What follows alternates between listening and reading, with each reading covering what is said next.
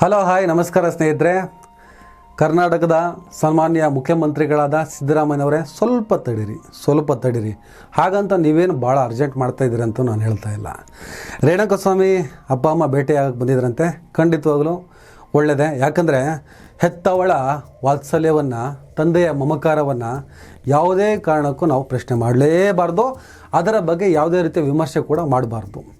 ನನ್ನ ಮಗ ಏನು ಮಾಡ್ತಿದ್ದ, ಏನು ಮಾಡಿ ಎಡವಟ್ಟು ಮಾಡ್ಕೊಂಡ, ಅವನು ಹೋಗ್ತಿದ್ದ ದಾರಿ ಯಾವುದು, ಅವನು ತಪ್ಪು ಹೆಜ್ಜೆ ಇಟ್ಟಿದ್ನ, ಅವನು ದಾರಿ ತಪ್ಪದ ಮಗನ, ಅದರ ಬಗ್ಗೆ ಕ್ಲಾರಿಟಿ ಇಲ್ಲದ ಈ ಹೆತ್ತವರನ್ನು ಅಪರಾಧಿಗಳ ಸ್ಥಾನದಲ್ಲಿ, ಆರೋಪಿಗಳ ಸ್ಥಾನದಲ್ಲಿ ಅಥವಾ ಸಂತ್ರಸ್ತರ ಸ್ಥಾನದಲ್ಲೂ ಇಟ್ಟು ನೋಡೋದು ಬೇಡ.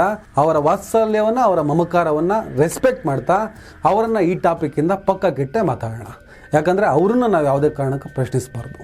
ಅವರು ಇವತ್ತು CM ಸಿದ್ದರಾಮಯ್ಯನವರನ್ನು ಭೇಟಿ ಆಗಿಬಿಟ್ಟು ಏನೋ ಒಂದು ಸ್ವಲ್ಪ ಪರಿಹಾರದ ಮಾತಾಡಿದ್ದಾರೆ. ತಮ್ಮ ಮನೆಯ ಮಗಳಿಗೆ ಉದ್ಯೋಗನೋ ಅಥವಾ ಏನಾದರೂ ಒಂದು ಪರಿಹಾರ ಕೊಡಿ ಅಂತ ಕೇಳಿದ್ದಾರೆ. ಇವರು ಕೂಡ ಕೊಡ್ತೀನಿ ಅನ್ನೋ ಭರವಸೆಯನ್ನು ಕೊಟ್ಟು ಕಳಿಸಿದ್ದಾರೆ. ಸಾಂತ್ವನವನ್ನು ಹೇಳಿದ್ದಾರೆ ಅಂತ ಕೇಳಪಟ್ಟೆ. ಸಾಂತ್ವನ ಸರಿ ಇದೆ, ಆದರೆ ಪರಿಹಾರ ಏನು ಕೊಡ್ತೀರಾ, ಯಾಕೆ ಕೊಡ್ತೀರಾ ಅನ್ನೋ ಪ್ರಶ್ನೆಗಳನ್ನು ಇಟ್ಕೊಂಡೇ ಇವತ್ತು ನಾನು ಬಂದಿರೋದು. ಯಾಕಂದರೆ ರೇಣುಕಾಸ್ವಾಮಿಯನ್ನು ಕೊಂದ ಗ್ಯಾಂಗ್ ಇವತ್ತು ಜೈಲು ಸೇರಿಕೊಂಡಿದೆ. ಕೊಂದ ಆರೋಪದಲ್ಲಿ ಜೈಲು ಸೇರಿಕೊಂಡಿದೆ. ಅವರ ಆರೋಪ ಸಾಬೀತಾದ ಮೇಲೆ ಅವರ ಅಪರಾಧಿಗಳು. ಅವರ ಆರೋಪವನ್ನು ಸಾಬೀತು ಮಾಡಬೇಕಾಗಿದ್ದು ನ್ಯಾಯಾಲಯದ ಆದೇಶ ಬರುವುದಕ್ಕಿಂತ ಮುಂಚಿತವಾಗಿ ದರ್ಶನ್ ಗ್ಯಾಂಗ್ ಕೊಲ್ತು ಅಂತ ಹೇಳಿಬಿಟ್ಟು ನಾವು ಹೇಳೋಕ್ಕೆ ಹೋದರೆ ನಾವು ಜಡ್ಜ್ ಆಗ್ತೀವಿ ಅಥವಾ ಈಗಿನ ಮೀಡಿಯಾಗಳಾಗ್ತೀವಿ. ಈಗಿನ ಮೀಡಿಯಾಗಳು ನಾನಲ್ಲ, ಜಡ್ಜ್ ಕೂಡ ನಾನಲ್ಲ. ಹಾಗಾಗಿ ರೇಣುಕಾಸ್ವಾಮಿ ಕೊಲೆ ಆರೋಪ ಕೇಸಲ್ಲಿ ಜೈಲಿಗೆ ಹೋದಂಥ ದರ್ಶನ್ ಆ್ಯಂಡ್ ಗ್ಯಾಂಗ್ ಆರೋಪ ಸಾಬೀತಾಗಿ ಒಂದು ವೇಳೆ ಕೊಲೆ ಮಾಡಿದ್ದೇ ನಿಜವಾದರೆ ಅವರಿಗೆ ನನ್ನ ಕಾನೂನಿನ ಪ್ರಕಾರ ಸೂಕ್ತ ಶಿಕ್ಷೆ ಆಗಲೇಬೇಕು ಅನ್ನೋ ಒತ್ತಾಯವನ್ನು ಹೇರ್ತಾ, ನಾನು ಒತ್ತಾಯ ಮಾಡದೇ ಇದ್ರೂ ಕೂಡ ಹಾಗೇ ಆಗ್ತದೆ. ಅದೇ ನಮ್ಮ ಕಾನೂನು, ಅದೇ ನಮ್ಮ ಕಾನೂನಿನ ಸೊಗಡು. ಹಾಗಾಗಿ ದರ್ಶನ್ ಗ್ಯಾಂಗನ್ನು ಕೂಡ ಈ ವಿಚಾರದಲ್ಲಿ ಆರೋಪಿಗಳಾಗಿರುವಂಥ ಆ ಗ್ಯಾಂಗನ್ನು ಪಕ್ಕಕ್ಕಿಟ್ಟೆ ಮಾತಾಡೋಣ. ಇನ್ನು ಮೂಳ್ದವ್ರು ಯಾರು? ರೇಣುಕಾಸ್ವಾಮಿ. ಇವತ್ತಿನ ನ್ಯೂಸ್, ಇವತ್ತಿನ ಚರ್ಚೆ ಎಲ್ಲ ರೇಣುಕಾಸ್ವಾಮಿ ಸುತ್ತನೇ ಹೋಗಬೇಕಾಗಿದೆ. ಯಾಕೆ ಈ ಚರ್ಚೆಯನ್ನು ಹಿಡ್ಕೊ ಬಂದೆ ಅಂದರೆ, ಮೊಟ್ಟ ಮೊದಲಿಗೆ ಒಂದು ಕ್ಲಿಯರ್ ಮಾಡ್ಕೊತೀನಿ. ಗೌತಮ್ KS 1990 ಅನ್ನೋ ಒಂದು ಫೇಕ್ ಅಕೌಂಟು ರೇಣುಕಾಸ್ವಾಮಿದು ಅಂತ ಹೇಳಲಾಗುತ್ತಿದೆ. ಇದರ ಕನ್ಫರ್ಮೇಷನ್ ಪೊಲೀಸ್ ಇಲಾಖೆ ಕೊಡಬೇಕಾಗಿದೆ. ಮಾಧ್ಯಮಗಳು ಕೊಟ್ಟರೆ ಅದನ್ನು ನಾನು ನಂಬೋದಿಲ್ಲ. ಪೊಲೀಸ್ ಇಲಾಖೆ ಅದನ್ನು ಸ್ಪಷ್ಟಪಡಿಸಬೇಕಾಗಿದೆ. ಆದರೆ ಅವರು ಸ್ಪಷ್ಟಪಡಿಸೋದಕ್ಕಿಂತ ಮುಂಚಿತವಾಗಿ ಚಿತ್ರಲ್ ರಂಗಸ್ವಾಮಿ ಅನ್ನುವ ಒಬ್ಬ ಸಿನಿಮಾ ನಟಿ, ಸೋನು ಗೌಡ ಅನ್ನುವಂಥ ಒಬ್ಬಳು ನಟಿ, ಈ ಇಬ್ಬರೂ ಕೂಡ ನಮಗೆ ರೇಣುಕಾಸ್ವಾಮಿಯದ್ದು ಎನ್ನಲಾದ ಗೌತಮ್ KS ಎನ್ನುವಂತಹ ಒಂದು ಫೇಕ್ ಅಕೌಂಟಿನಿಂದ ಅಶ್ಲೀಲ ಮೆಸೇಜ್ಗಳು ಬರ್ತಾ ಇದ್ವು. ಅಶ್ಲೀಲ ಚಿತ್ರಗಳನ್ನು ಆತ ರವಾನಿಸುತ್ತಿದ್ದ. ನಾವು ಬ್ಲಾಕ್ ಮಾಡಿದ್ವಿ. ಪ್ರೆಸೆಂಟ್ ಸಿನಾರಿಯೋ ಏನು ನಡೀತಿದೆ ಅಂತ ನಿಮ್ಮೆಲ್ರಿಗೂ ಗೊತ್ತಿದೆ. ಎಲ್ರಿಗೂ ತುಂಬಾನೇ ಡಿಸ್ಟರ್ಬ್ ಆಗಿದೆ. ಇಲ್ಲಿ ನಾನು ಯಾರಿಗೂ ಸಪೋರ್ಟ್ ಮಾಡೋದಕ್ಕೆ ಬಂದಿಲ್ಲ. ಆ ದೇವರು ರೇಣುಕಾಸ್ವಾಮಿಯವರ ಫ್ಯಾಮಿಲಿಗೆ ಆದಷ್ಟು ಶಕ್ತಿ ಕೊಡಲಿ. ಆದರೆ ರೇಣುಕಾಸ್ವಾಮಿಯವರು ಏನಿದ್ದಾರೆ, ಅವರು ಇನ್ನೂ ಒಂದು 2-3 ಜನಕ್ಕೆ ಈ ರೀತಿ ಒಂದು ಮೆಸೇಜ್ ಕಳಿಸಿದ್ರು. ಅದಕ್ಕೆ ಮಾರ್ಚಲ್ಲಿ ಬಸವೇಶ್ವರ ಪೊಲೀಸ್ ಸ್ಟೇಷನಲ್ಲಿ ಕಂಪ್ಲೇಂಟ್ ಲಾಡ್ಜ್ ಆಗಿತ್ತು. ಆ್ಯಂಡ್ ಅವರ ಒಂದು ಅಕೌಂಟು ಈ ಹೆಸರಲ್ಲಿತ್ತು, Gautam_KS_1990 ಅಂತ. ನಾನು ಒಂದು ನ್ಯೂಸಲ್ಲಿ ನೋಡಿದೆ, ನೋಡಿ ಪಿಕ್ಚರಲ್ಲಿ ತೋರಿಸ್ತಾ ಇದ್ದಾರೆ. ಈ ಒಂದು ಅಕೌಂಟಲ್ಲಿ ಅದೇ ರೀತಿಯ ಒಂದು ಅಬ್ಸೀನ್ ಮೆಸೇಜಸ್ಗಳನ್ನ ಇನ್ನೂ ಒಂದಷ್ಟು ಜನಕ್ಕೆ ಕಳಿಸಿದ್ರು ಅಂತ. ಸೊ ನನಗೆ ಏನೋ ಒಂದು ಡೌಟ್ ಇತ್ತು. ಯಾಕಂದರೆ ಆ ರೀತಿ ಒಂದು ಮೆಸೇಜಸ್ ಬಂದಾಗ ನಾನು ಸ್ಟೋರಿಯಲ್ಲಿ ಶೇರ್ ಮಾಡಿದ್ರೆ ಈ ರೀತಿ ಮಾಡಿದ್ದಾರೆ ಅಂತ ವೈಲೇಷನ್ ಆಗುತ್ತೆ. ಸೊ ಆ ರೀತಿ ಒಂದು ನನಗೆ ಡಿಕ್ ಪಿಕ್ಚರ್ಸ್ ಆಗಲಿ ಅಥವಾ ನ್ಯೂಡ್ ಪಿಕ್ಚರ್ಸ್ ಆಗಲಿ, ಮ್ಯಾಸ್ಟರ್ಬೇಷನ್ ವಿಡಿಯೋಸ್ ಆಗಲಿ ಬಂದರೆ ನಾನು ಇಮಿಡಿಯೇಟಾಗಿ ಆ ಅಕೌಂಟ್ನ ಬ್ಲಾಕ್ ಮಾಡ್ತೀನಿ. ಸೊ ನನಗೆ ಈ ಒಂದು ಅಕೌಂಟ್ ನೋಡಿದಾಗ ಇದು ಅಕೌಂಟ್ ಎಲ್ಲೋ ನೋಡಿದ್ದೀನಿ ಅನ್ನೋ ಥರ ನೆನಪು ಬಂತು. ನನ್ನ ಬ್ಲಾಕ್ ಲಿಸ್ಟಲ್ಲಿ ಹೋಗಿ ಚೆಕ್ ಮಾಡಿದಾಗ ನನ್ನ ಬ್ಲಾಕ್ ಲಿಸ್ಟಲ್ಲಿ ಅವ್ರ ಅಕೌಂಟ್ ಇದೆ.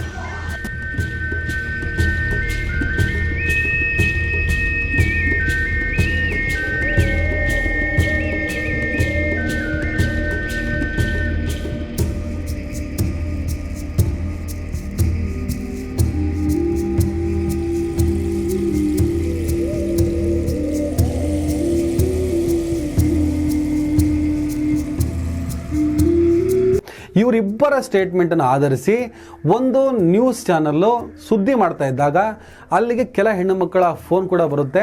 ಗೌತಮ್ KS 1990 ಅನ್ನೋ ಅಕೌಂಟಿಂದ ನಮಗೂ ಕೂಡ ಕೆಟ್ಟ ಮೆಸೇಜ್ಗಳು ಬರ್ತಾ ಇದ್ವು ಅಂತ ಹೇಳ್ತಾರೆ.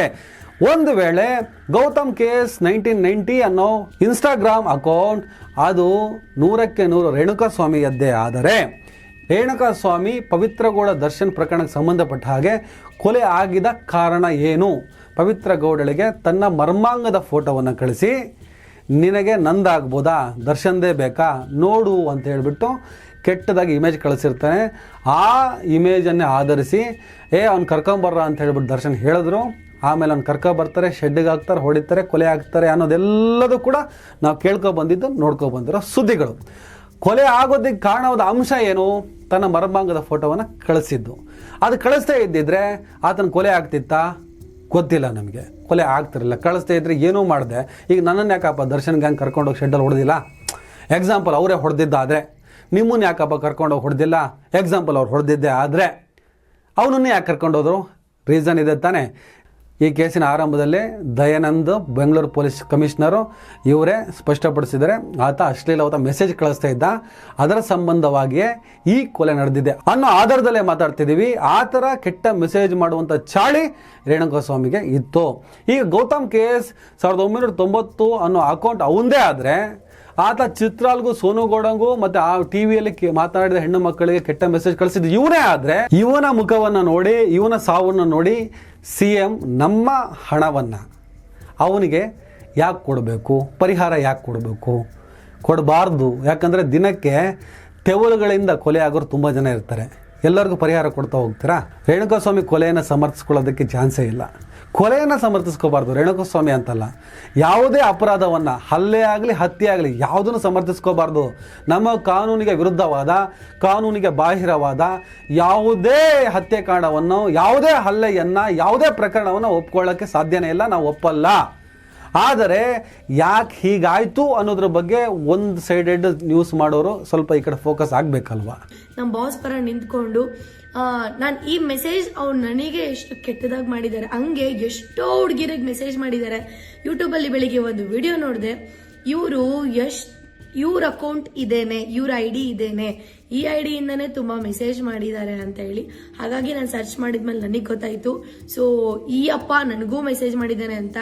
ಆ್ಯಂಡ್ ಅವ್ರು ತಪ್ಪು ಮಾಡಿರೋದಕ್ಕೆ ಆ ಒಂದು ಫ್ಯಾಮಿಲಿ, ನಾನು ಕೆಟ್ಟವರು, ಅವರಿಗೆ ಬ್ಯಾಡಾಗಿ ಏನು ಮಾತಾಡ್ತಿಲ್ಲ. ಯಾಕಂದರೆ ನಮಗೂ ನೋಡಿ ಯಾವುದೋ ಒಂದು ವಿಚಾರ ಮಾತಾಡ್ತಿರ್ತೀವಿ, ಕೆಟ್ಟದಾಗ ಮೆಸೇಜು, ನಿನ್ನ ಅಮ್ಮ, ಅಕ್ಕ, ತಂಗಿ, ಮಗಳು ಎಲ್ಲರನ್ನೂ ತಂದುಬಿಡ್ತಾರೆ. ನಾನೇ ನಿನಗೆ ಹುಡ್ಸಿದ್ದು, ನಿನ್ನ ಅಮ್ಮನಿಗೆ ಕೇಳೋ. ಈ ಥರ ಮೆಸೇಜ್ಗಳು ಎಷ್ಟೋ ಬಂದಿದೆ ನನಗೆ, ಎಷ್ಟೋ ಬಂದಿದೆ. ಏನು ನಿನಗೆ ಎಷ್ಟು ಮಕ್ಕಳು, ನಿನ್ನ ಹೆಂಡ್ತಿಗೆ ಕೇಳೋ, ಅದು ನನ್ನ ಮಕ್ಕಳು. ಈ ಥರ ಕೇಳಿಸ್ಕೊಳ್ತೀವಿ, ಅರಗಿಸ್ಕೊಳ್ತೀವಿ. ಯಾಕಂದರೆ ಫೇಕ್ ಅಕೌಂಟಿಂದನೇ ಬರ್ತವೆ ಆಲ್ಮೋಸ್ಟು. ಒರಿಜಿನಲ್ ಅಕೌಂಟ್ ಬಂದರೆ ಹುಡ್ಕೊಂಡು ಹೋಗ್ಬೋದು. ಈಗ ಇದೇ ಚಿತ್ರಾಲು, ಇದೇ ಸೋನುಗೌಡ ಇವತ್ತು ರೇಣುಕಾಸ್ವಾಮಿ ವಿಚಾರಕ್ಕೆ ಸಂಬಂಧಪಟ್ಟ ಸ್ಟೇಟ್ಮೆಂಟ್ ಕೊಟ್ಟಿದ್ರಲ್ಲ, ಇದೇ ಸೋನುಗೌಡ ತಗೋರಿ. ಸೋನುಗೌಡ ಮಾಲ್ಡೀವ್ಸ್ಗೆ ಹೋದಾಗ ಒಂದು ಫೋಟೋವನ್ನು, ಬಿಕಿನಿಯಲ್ಲಿದ್ದಂಥ ಒಂದು ಫೋಟೋವನ್ನು ತನ್ನ ಇನ್ಸ್ಟಾಗ್ರಾಮ್ ಖಾತೆಯಲ್ಲಿ ಅಪ್ಲೋಡ್ ಮಾಡ್ತಾರೆ. ಇವತ್ತಿಗೂ ಅದು ಇರ್ಬೋದಲ್ಲಿ. ಆದರೆ ಕೆಳಗಡೆ ಕಮೆಂಟ್ಗಳು ನೋಡಿ, ಕೆಲವು ಮೀಡಿಯಾದವ್ರ ನ್ಯೂಸ್ ಯಾವ್ಯಾವ ಥರ ಟೈಟ್ಲ್ ಇಟ್ಕೊಂಡು ಯಾವ್ಯಾವ ಹೆಡ್ಲೈನ್ಸ್ ಹಾಕಿ ನೋಡಿದ್ರೆ ನೀವು, ಇವತ್ತು ದರ್ಶನ್ ವಿರುದ್ಧ ಮುಗಿಬಿದ್ದು ಅದೆಷ್ಟೋ ಮೀಡಿಯಾಗಳು ಅವತ್ತು ಸೋನುಗೌಡ ಬಿಕಿನಿ ಫೋಟೋ ಹಾಕಿದ್ದಕ್ಕೆ ಯಾವ್ಯಾವ ಥರ ಹೆಡ್ಲೈನ್ಸ್ ಕೊಟ್ಟು ನ್ಯೂಸ್ ಮಾಡಿದ್ರಿ, ಒಂದ್ಸಲ ಆತ್ಮವಿಮರ್ಶೆ ಮಾಡ್ಕೊಳ್ಳಿ. ಬಟ್ ಯೂಟ್ಯೂಬ್ ತುಂಬ ನೋಡ್ತಿರ್ತೀನಿ, ಬಿಕಾಸ್ ಎಲ್ಲ ನ್ಯೂಸ್ ಚಾನಲ್ ಅವ್ರು ಮಾಡ್ತಾ ಇರೋ ಕುತಂತ್ರಗಳು ಆಗಿರ್ಬೋದು, ಎಲ್ಲ ಏನಪ್ಪ TRPಗೋಸ್ಕರ ಏನೇನೇನೋ ಮಾಡ್ತಾರೆ. ನಮ್ಮನ್ನೇ ಏನೇನೇನೋ ಅಂತಾರೆ ಮಾಡ್ತಾರೆ, ನಮ್ಮ ಬಗ್ಗೆ ಏನೇನೋ ಹೇಳ್ತಾ ಇದ್ರು. ನೀವೇ ಹಾಗೆ ಮಾಡಬೇಕಾದ್ರೆ ಇನ್ನು ಕೆಳಗಡೆ ಕಮೆಂಟ್ಗಳು ಯಾವ ಥರ ಬರ್ಬೋದು? ಸೋನುಗೌಡಳಿಗೆ ಬರ್ತಾ ಇದ್ದಂಥ ಕೆಟ್ಟ ಕಮೆಂಟ್ಗಳು ನೋಡಬೇಕು. ರೇಣುಕಾಸ್ವಾಮಿಯೇ ಈ ಥರ ಮಾಡಿದ್ದು ನಿಜವೆಂದು ಖಾತ್ರಿ ಆದರೆ ಆ ರೇಣುಕಾಸ್ವಾಮಿ ಅಂಥದ್ದೇ ಲಕ್ಷಾಂತರ ಮನಸ್ಥಿತಿಗಳು ಇವತ್ತಿದ್ದಾವೆ. ಅಂದರೆ ರೇಣುಕಾಸ್ವಾಮಿ ಥರ ಕೊಲೆ ಆಗಬೇಕಾದಂಥ ಮನಸ್ಥಿತಿಗಳು ಅಂತ ನಾನು ಹೇಳ್ತಾ ಇಲ್ಲ. ಕೊಲೆ ಮಾಡೋ ತಪ್ಪು, ಆದರೆ ಒಂದಲ್ಲ ಒಂದು ದಿವಸ ತಗಲಾಕೊಳ್ಳೋ ಮನಸ್ಥಿತಿಗಳು. ರೇಣುಕಾಸ್ವಾಮಿ ಹೆಂಡತಿ 5 ತಿಂಗಳ ಗರ್ಭಿಣಿ ಅಂತೆ. 5 ತಿಂಗಳ ಗರ್ಭಿಣಿ ಪತ್ನಿಯನ್ನು ಮನೇಲಿ ಇಟ್ಕೊಂಡು ಕಂಡುಕೊಂಡವರಿಗೆ ಕೆಟ್ಟ ಮೆಸೇಜು ತನ್ನ ಮರ್ಮಾಂಗವನ್ನು ಕಳಿಸುವಂಥ ಚಾಳಿ ಯಾಕೆ ಬೇಕಾಗಿತ್ತು? ಇವತ್ತು ಯಾವ ಕೆಟ್ಟ ಸ್ಥಿತಿಯಲ್ಲಿ ಆತನ ಹತ್ಯೆ ಆಯಿತು ನೋಡಿ. ಮರ್ಮಾಂಗ ಸಮೇತ ನಾಯಿ ಕಚ್ಚೆ ತಿನ್ನುವ ಸ್ಥಿತಿಯಲ್ಲಿ ಆತನ ದೇಹ ಸಿಗುತ್ತೆ. ಅದನ್ನು ನೋಡೋಕ್ಕಾಗಲ್ಲ ಬಿಡಿ, ಬಹಳ ಕೆಟ್ಟದಾಗಿತ್ತದು. ಇವರು ಹೊಡೆದು ಬಡ್ದು ಏನೋ ಕೊಲೆ ಮಾಡಿ ಬಿಸಾಕ್ಬಿಟ್ಟಿದ್ದಾರೆ. ನಾಯಿಗಳು ಕಚ್ಚಿ ಕಿವಿ ಕಚ್ಚಿತ್ತು, ಮರ್ಮಾಂಗಕ್ಕೆ ಬಾಯಿ ಹಾಕಿತ್ತು. ಭಾಳ ದೊಡ್ಡ ಕ್ರೌರ್ಯ ಅದು. ಅದನ್ನು ನಾವು ಪದಗಳಲ್ಲಿ ಹೇಳೋಕ್ಕಾಗಲ್ಲ. ಆದರೆ ಈ ಮನಸ್ಥಿತಿಗಳು ಹೇಗೆ? ಕಂಡವ್ರ ಹೆಣ್ಣು ಮಕ್ಕಳಿಗೆ ಯಾಕಪ್ಪ ಮೆಸೇಜ್ ಮಾಡ್ತೀರಾ? ಕಣ್ ಹೆಣ್ಣುಮಕ್ಳಿಗೆ ಕೆಟ್ಟ ಮೆಸೇಜ್ ಯಾಕೆ ಮಾಡ್ತೀರಾ? ಯಾವುದೋ ಫೇಕ್ ಅಕೌಂಟಲ್ಲಿ ಮಾಡಿದ್ರೆ ಗೊತ್ತಾಗಲ್ಲ ಅಂತನಾ?